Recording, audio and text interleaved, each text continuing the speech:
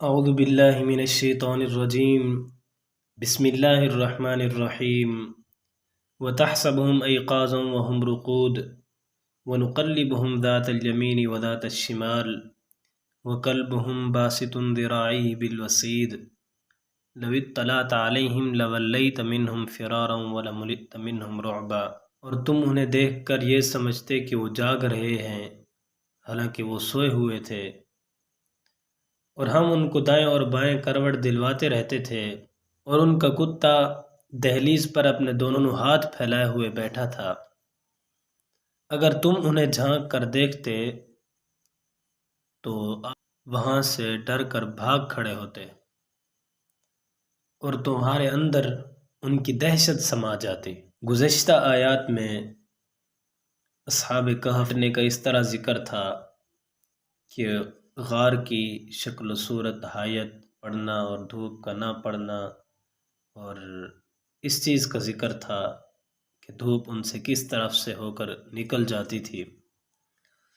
ابھی ان کی نیند کا تذکرہ ہے کہ ان کی نیند کس طرح کی تھی۔ کہتے اگر کوئی وہاں پر دیکھ لیتا تو ان کو یہ سمجھتا کہ وہ جاگ رہے ہیں حالانکہ وہ سوئے ہوئے تھے۔ اس کا مطلب یہ ہے کہ سونے والے پر نیند کی جتنی علامات ہوتی ہیں جو دیکھنے والوں کو نظر آتی ہیں وہ ان میں نظر نہیں آتی تھی۔ ایسا معلوم ہوتا تھا جیسے وہ لیٹے ہوئے بس جاگ رہے ہیں۔ تو اللہ رب العزت نے ان کو اس طرح سلایا ہوا تھا۔ پھر فرمایا کہ کس طرح وَنُقَلِّبُهُمْ ذَاتَ الْيَمِينِ وَذَاتَ الشِّمَالِ، کہ ہم ان کی کروٹیں بدلتے رہتے تھے۔ وَكَلْبُهُمْ بَاسِطٌ ذِرَاعَيْهِ بِالْوَسِيدِ، اور جو ان کا کتا تھا وہ اپنے دونوں ہاتھ دہلیز پر پھیلائے ہوئے بیٹھا تھا۔ اب ان آیتوں میں حق تعالی شانہ نے اصحاب کہف کے 3 حال بتائے ہیں، یعنی سب جو حال ہیں وہ ان کی کرامات سمجھیں، وہ بطور خرق عادت ہوئے ہیں۔ اول تو یہ کہ مسلسل اتنے لمبے عرصے تک ان کو نیند کا آنا، اور 309 سال اس کے اندر کوئی غذا بھی نہیں کھایا، اس کے باوجود بھی یہ زندہ رہنا، یہ سب سے بڑی کرامت ہے ان کی۔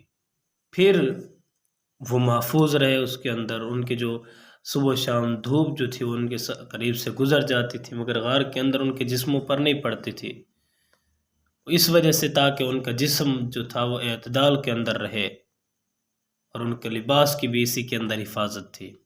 دوسری بات یہ ہے کہ اصحاب کہف اتنی طویل نیند کے زمانے میں سوئے، اس حالت پر سوئے کہ ان کو دیکھنے والا بیدار سمجھتا تھا، یہ ان کا دوسرا حال تھا۔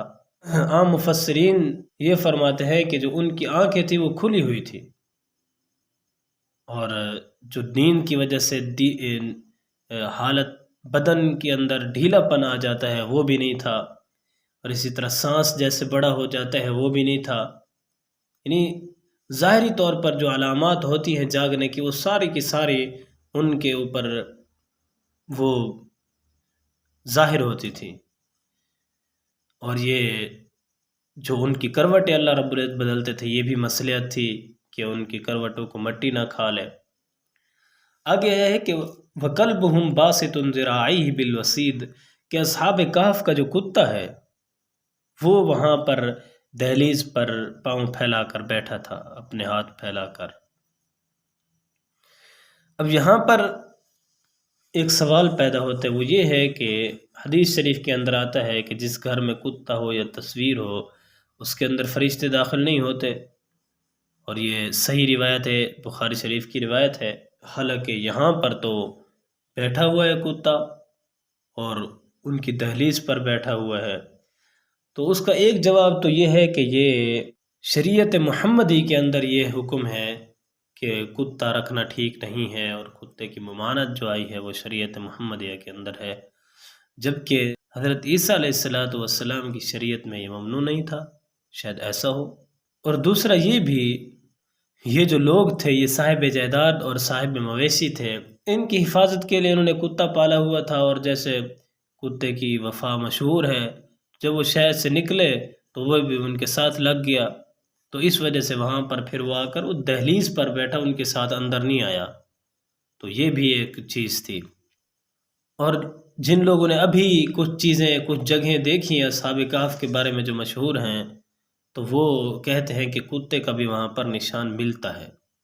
آگے فرمایا کہ لو اطلعت علیہم لولیت منہم فرارا ولملئت منہم رعبا، کہ اگر تم انہیں جھانک کر دیکھتے تو ان سے پیٹھ پھیر کر بھاگ کھڑے ہوتے، اور آپ کے اندر اس کا رعب سما جاتا۔ تو اللہ رب العزت نے اصحاب کہف کو ایسا رعب اور جلال عطا فرمایا تھا کہ دیکھ کر انسان بھاگ کر کھڑا ہو جائے۔ اب یہاں پر حضور علیہ الصلوۃ والسلام کے واسطے سے عام لوگوں کا خطاب ہے کہ اگر تم لوگ ان کو دیکھتے تو آپ لوگوں پر ان کا رعب چھا جاتا۔ اب اس سے یہ لازم نہیں تھا کہ حضور علیہ الصلوۃ والسلام پر بھی رعب چھا جاتا۔ عام مخاطبین کو فرمایا گیا ہے کہ اگر تم ان کو جھانک کر دیکھ لیتے تو ہیبت کھا کر وہاں سے بھاگ جاتے، اور تمہارے اوپر ان کا رعب اور دبدبہ طاری ہو جاتا۔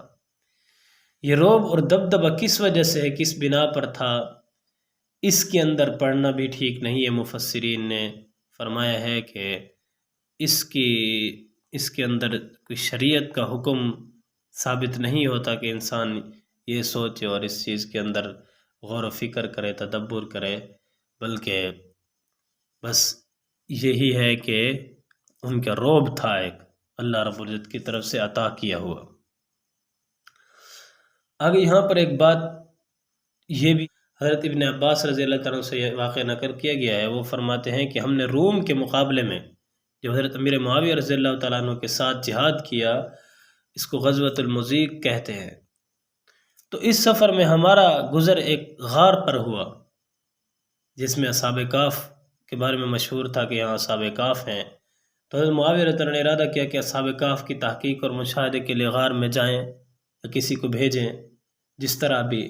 تو حضرت ابن عباس رضی اللہ تعالیٰ نے منع فرمایا کہ ایسا نہ کریں، اس وجہ سے کہ اللہ رب العزت نے آپ سے بڑی اور بہتر شخصیت کو ان کے مشاہدے سے منع کیا، یعنی حضور علیہ الصلوۃ والسلام کو، اور یہی آیت پڑھ کر سنائی، لو اطلعت علیہم لولیت منہم فرارا ولملئت منہم رعبا۔ مگر حضرت امیر معاویہ رضی اللہ تعالیٰ نے حضرت ابن عباس رضی اللہ عنہ کی یہ بات نہیں قبول کی۔ غالباً وجہ یہی ہوگی کہ انہوں نے آیت کا مخاطب حضرت صلی اللہ علیہ وسلم کے بجائے عام مخاطبین کو قرار دیا ہوگا۔